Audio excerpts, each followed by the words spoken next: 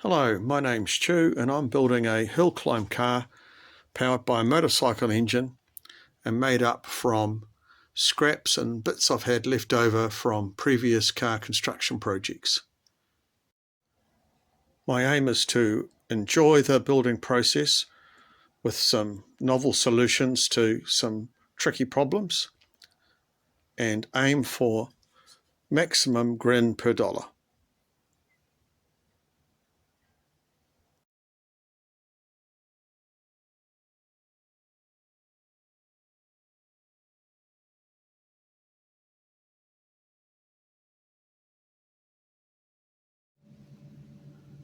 The task now is to locate the steering rack.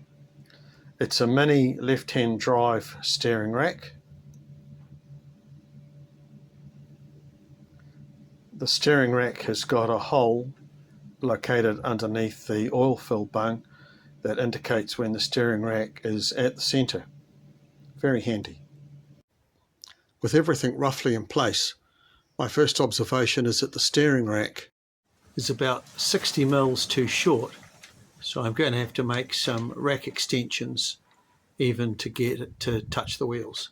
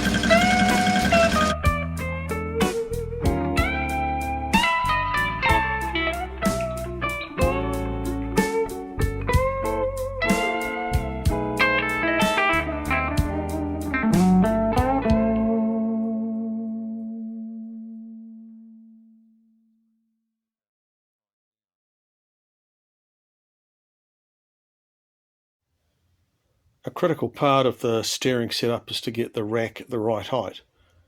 The height of the rack is important in determining whether the steering has got bump steer.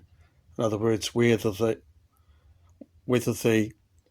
wheels toe in and toe out as they go up and down, especially at high speed and when there are corrugations in the road or on the track. The laser level beams a laser light from the wheel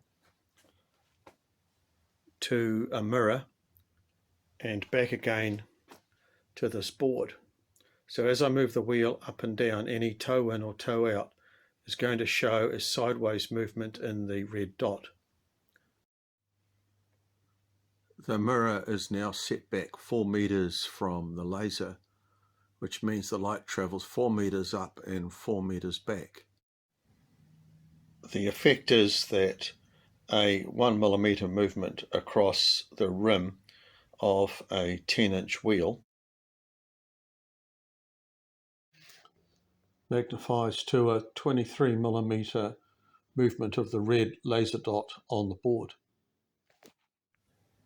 So in this case, with the steering rack set too high, we have indicated about 5 or 6 millimeters toe in and toe out between ride height and full bump and full droop. So I have to adjust the rack, I think, downwards to reduce it to near to zero.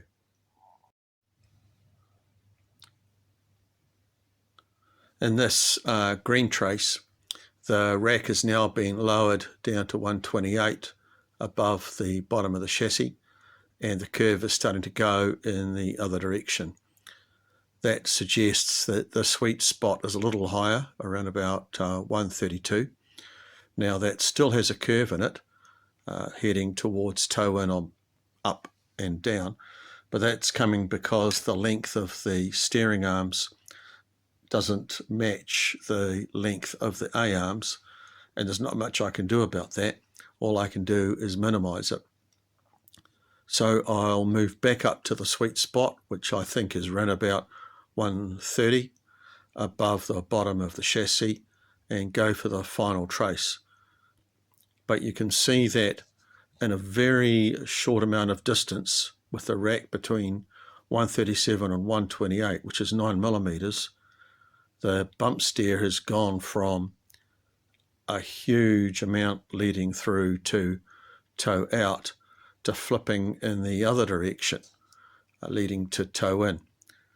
So this just shows the importance of steering rack mounting height to avoid bump steer.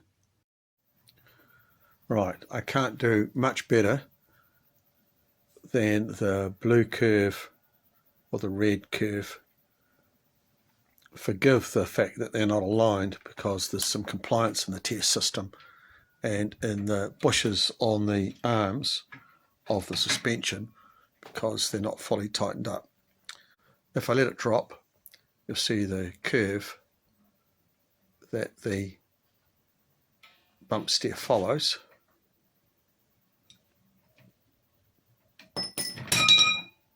So across the range of the suspension movement, we've got about 41.6 millimeters of bump steer toe in showing on this chart, which if I divide by the magnification of the laser approach, is a little over a millimeter front and back on a 250 wheel, which is really not a lot of bump steer at all, and it's toe in. So just to think about what that means from a driver's point of view, although there's not a lot of bump steer, under brakes, when the front of the car goes down, both wheels will nose in slightly, they'll toe in slightly under bump steer, which is not necessarily a bad thing. On road undulations and bumps in the road, the wheels will toe in without the driver's control, so that will potentially make the front end a little lively on rough roads travelling at speed. On roll and cornering, there'll be some roll steer effect. The car will want to dart in just slightly more than the driver sets it up with through the steering wheel. In such a short wheelbase car, that means that it'll tend to dart in at the front, which also might make it slightly more oversteery at the back. But having said that, there's also a roll steer effect in the back, which gives some toe in. So on the whole, maybe it all balances out. Now, what this means in effect is yet to be seen. For a start, I'm not a good enough driver to actually probably feel it anyway. But if I don't know what the potential is before I drive it, then I've got no real scientific approach or basis for trying to make things better.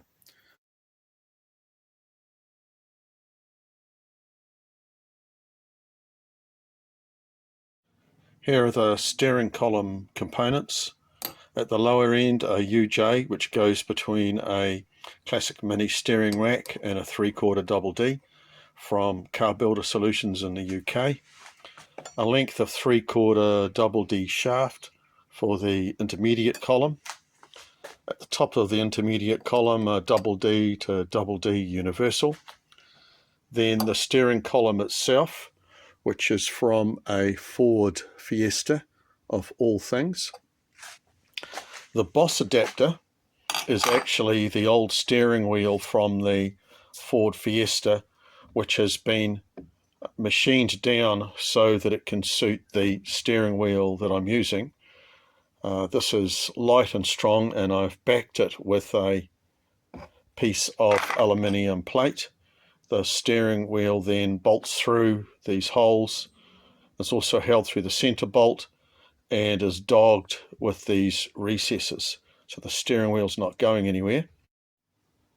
The steering wheel is a Motomech 270 Cortex style suede covered steering wheel. It's Cortex so that it can fit in the small space available, and I can slide my legs underneath it. This then is a very exciting end of the build, because it's part of where the driver hangs onto things and has fun, and also one of the last systems to be put on the car. This setup with clamps is the best compromise between being able to steer without banging my knuckles on the chassis frame and being able to get underneath the steering wheel easily to get in and out of the car.